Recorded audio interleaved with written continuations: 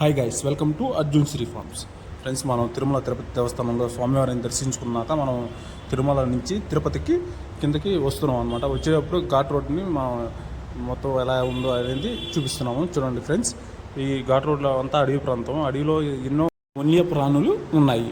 చూడండి ఫ్రెండ్స్, సాక్షాత్తు ఈ కొండల రూపంలో శ్రీవారు కొలువై ఉన్నారు.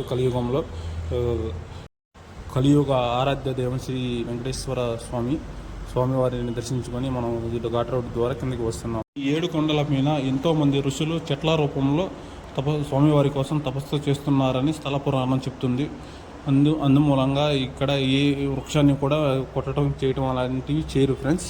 చూడండి, అవి కాలక్రమేణా పడిపోవడం తప్ప వాటిని కట్ చేయడం కానీ నరకడం కానీ చేయరు ఫ్రెండ్స్. చూడండి, అదేవిధంగా మా వీడియో చూసే ప్రతి ఒక్కరు స్వామివారిని దర్శించుకోవాలని మేము మనసా వాచ కోరుకుంటున్నాము ఫ్రెండ్స్. మా వీడియో కనుక మీకు నచ్చినట్లయితే లైక్ చేయండి, షేర్ చేయండి, సబ్స్క్రైబ్ చేయండి. అలాగే అర్జున్ శ్రీ ఫార్మ్స్ని ఫాలో చేయండి. Thank you for watching friends.